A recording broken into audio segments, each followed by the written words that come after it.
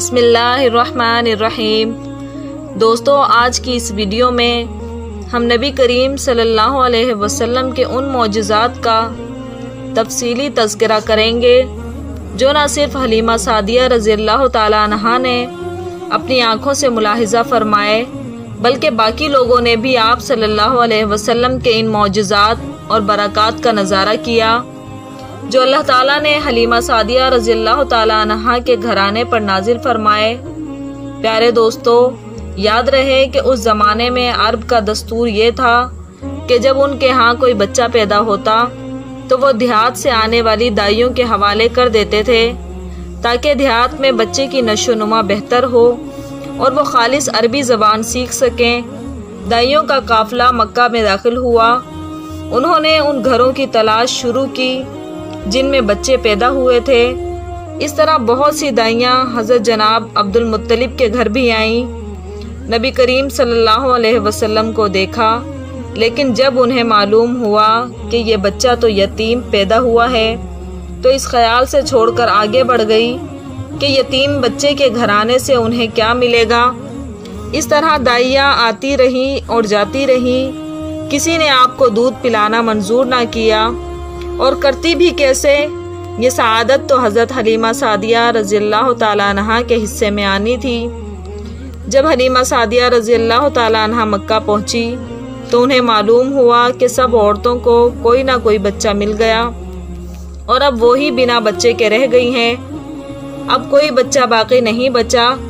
ہاں، ایک یتیم بچہ ضرور بچا ہے جسے دوسری عورتیں چھوڑ گئی۔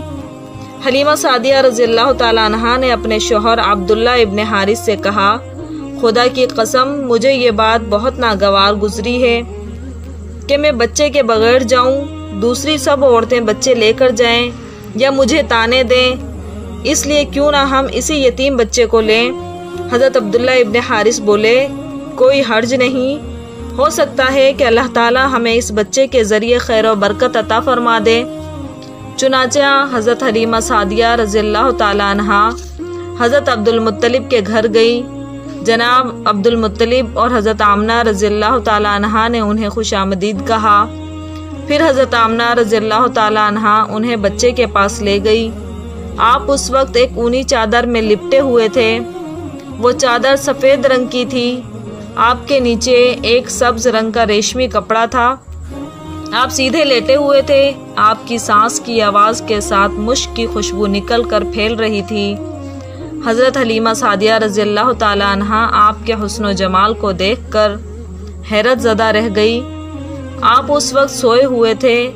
انہوں نے جگانا مناسب نہ سمجھا، لیکن جو ہی انہوں نے پیار سے اپنا ہاتھ سینے پر رکھا، آپ مسکرا دیے اور آنکھیں کھول کر ان کی طرف دیکھنے لگے۔ حضرت حلیمہ سعدیہ رضی اللہ تعالیٰ عنہا فرماتی ہیں، میں نے دیکھا کہ آپ کی آنکھوں سے ایک نور نکلا جو آسمان تک پہنچ گیا۔ میں نے آپ کو گود میں اٹھا کر آپ کی دونوں آنکھوں کے درمیانی جگہ پیار کیا۔ پھر میں نے آپ کی والدہ اور حضرت عبد المطلب سے اجازت چاہی، بچے کو لیے قافلے میں آئی۔ میں نے آپ کو دودھ پلانے کے لیے گود میں لٹایا تو آپ دائیں طرف سے دودھ پینے لگے۔ پہلے میں نے بائیں طرف سے دودھ پلانا چاہا، لیکن آپ نے اس طرف سے دودھ نہ پیا۔ دائیں طرف سے آپ فوراً دودھ پینے لگے۔ بعد میں بھی آپ کی یہی عادت رہی، آپ صرف دائیں طرف سے دودھ پیتے رہے اور بائیں طرف سے میرا بچہ دودھ پیتا رہا۔ پھر قافلہ روانہ ہوا۔ حضرت حلیمہ سعدیہ رضی اللہ تعالیٰ عنہ فرماتی ہیں کہ میں اپنے خچر پر سوار ہوئی، آپ کو ساتھ لے لیا۔ اب جو ہمارا خچر چلا اس قدر تیز چلا کہ اس نے پورے قافلے کی سواریوں کو پیچھے چھوڑ دیا۔ پہلے وہ مریل اور لاغر ہونے کی بنا پر سب سے پیچھے رہتا تھا۔ میری خواتین ساتھی حیرانگی سے مخاطب ہوئی، اے حلیمہ، یہ آج کیا ہو رہا ہے؟ تمہارا خچر اس قدر تیز کیسے چل رہا ہے؟ کیا یہ وہی خچر ہے جس پر تم آئی تھی اور جس کے لیے ایک ایک قدم اٹھانا مشکل تھا؟ جواب میں نے ان سے کہا کہ یہ وہی خچر ہے۔ اللہ کی قسم اس کا معاملہ آج عجیب ہے۔ پھر یہ لوگ بنو سعد کی بستی پہنچ گئے۔ ان دنوں یہ علاقہ خشک اور قحط زدہ تھا۔ حضرت حلیمہ سعدیہ رضی اللہ تعالیٰ عنہ فرماتی ہیں کہ اس شام جب میری بکریاں چر کر واپس آئیں تو ان کے تھن دودھ سے بھرے ہوئے تھے، جب ان کے اس سے پہلے ایسا نہیں تھا۔ ان میں سے دودھ بہت کم اور بہت مشکل سے نکلتا تھا۔ ہم نے اس دن اپنی بکریوں کا دودھ دوہا تو ہمارے سارے برتن بھر گئے اور ہم نے جان لیا کہ یہ ساری برکت اس بچے کی وجہ سے ہے۔ آس پاس کی عورتوں میں بھی یہ بات پھیل گئی۔ ان کی بکریاں بدستور بہت کم دودھ دے رہی تھی، غرض ہمارے گھر میں ہر طرف ہر چیز میں برکت نظر آنے لگی اور دوسرے لوگ تعجب میں رہے۔ اسی طرح 2 ماہ گزر گئے۔ آپ 2 ماہ میں چلنے پھرنے لگے اور جب آپ 8 ماہ کے ہوئے تو باتیں کرنے لگے اور آپ کی باتیں سمجھ میں آتی تھی۔ 9 ماہ کی عمر میں تو آپ بہت صاف گفتگو کرنے لگے۔ اس دوران آپ کی بہت سی برکات دیکھنے میں آئی۔ حضرت حلیمہ سعدیہ رضی اللہ تعالیٰ عنہ فرماتی ہیں جب میں آپ کو اپنے گھر لے آئی تو بنو سعد کا کوئی گھرانہ ایسا نہ تھا جس سے مشک کی خوشبو نہ آتی ہو۔ اس طرح سب آپ سے محبت کرنے لگے۔ جب ہم نے آپ کا دودھ چھڑایا تو آپ کی زبان مبارک سے یہ الفاظ نکلے، اللہ اکبر، اللہ بہت بڑا ہے، اللہ تعالیٰ کے لیے تمام تعریفیں ہیں اور اسی کے لیے صبح و شام کی پاکی ہے۔ جب آپ صلی اللہ علیہ وسلم 2 سال کے ہو گئے تو ہم آپ کو لے کر آپ کی والدہ کے پاس آئے۔ اس عمر کو پہنچنے کے بعد بچوں کو ماں باپ کے حوالے کر دیا جاتا تھا۔ وہ تو ہم آپ کی برکات دیکھ چکے تھے، تو ہماری آرزو تھی کہ آپ کچھ اور مدت ہمارے پاس رہیں۔ چنانچہ ہم نے آپ کی والدہ سے بات کی، ان سے یوں کہا کہ آپ ہمیں اجازت دیجیے کہ ہم بچے کو 1 سال اور اپنے پاس رکھیں۔ میں ڈرتی ہوں کہ کہیں اس پر مکہ کی بیماریوں اور آب و ہوا کا اثر نہ ہو جائے۔ جب ہم نے ان سے بار بار کہا تو حضرت آمنہ رضی اللہ تعالیٰ عنہ مان گئیں۔ ہم آپ کو پھر اپنے گھر لے آئے۔ جب آپ کچھ بڑے ہو گئے تو باہر نکل کر بچوں کو دیکھتے تھے، وہ آپ کو کھیلتے نظر آتے، آپ ان کے نزدیک نہ جاتے۔ ایک روز آپ نے مجھ سے پوچھا، امی جان کیا بات ہے؟ دن میں میرے بھائی بہن نظر نہیں آتے؟ آپ اپنے دودھ شریک بھائی عبداللہ اور بہنوں انیسہ اور شیمہ کے بارے میں پوچھ رہے تھے۔ حضرت حلیمہ رضی اللہ تعالیٰ عنہ فرماتی ہیں کہ میں نے آپ کو بتایا کہ وہ صبح سویرے بکریاں چرانے جاتے ہیں، شام کے بعد گھر آتے ہیں۔ یہ سن کر آپ فرمانے لگے کہ مجھے بھی ان کے ساتھ بھیج دیا کریں۔ اس کے بعد آپ صلی اللہ علیہ وسلم اپنے بھائی بہنوں کے ساتھ جانے لگے۔ آپ خوش خوش جاتے اور واپس آتے۔ ایسے میں ایک دن میرے بچے خوف زدہ گھر واپس آئے اور گھبرا کر کہنے لگے، امی جان جلدی چلیے ورنہ بھائی محمد کو ختم کر دیں گے۔ یہ سن کر ہمارے ہوش اڑ گئے۔ دوڑ کر وہاں پہنچے، ہم نے آپ کو دیکھا، آپ کھڑے ہوئے تھے، رنگ اڑا ہوا تھا، چہرے پر زردی چھائی ہوئی تھی، اور یہ اس لیے نہیں تھا کہ آپ کا سینہ چاک کیے جانے سے کوئی تکلیف ہوئی ہو، بلکہ ان فرشتوں کو دیکھ کر آپ کی یہ حالت ہوئی تھی۔ حضرت حلیمہ سعدیہ رضی اللہ تعالیٰ عنہ فرماتی ہیں کہ ہم نے آپ سے پوچھا کیا ہوا تھا؟ آپ نے بتایا کہ میرے پاس 2 آدمی آئے تھے، وہ سفید کپڑے پہنے ہوئے تھے، وہ دونوں حضرت جبرائیل اور میکائیل علیہ السلام تھے۔ ان دونوں میں سے ایک نے کہا کیا یہ وہی ہے؟ دوسرے نے جواب دیا ہاں یہ وہی ہے۔ پھر وہ دونوں میرے قریب آئے، مجھے پکڑا اور لٹا دیا۔ اس کے بعد انہوں نے میرا پیٹ چاک کیا، اس میں سے کوئی چیز تلاش کرنے لگے۔ آخر ان کو وہ چیز مل گئی اور انہوں نے اسے باہر نکال کر پھینک دیا۔ میں نہیں جانتا وہ کیا چیز تھی۔ اس چیز کے بارے میں دوسری روایت سے پتہ چلتا ہے کہ وہ سیاہ رنگ کا ایک دانہ تھا۔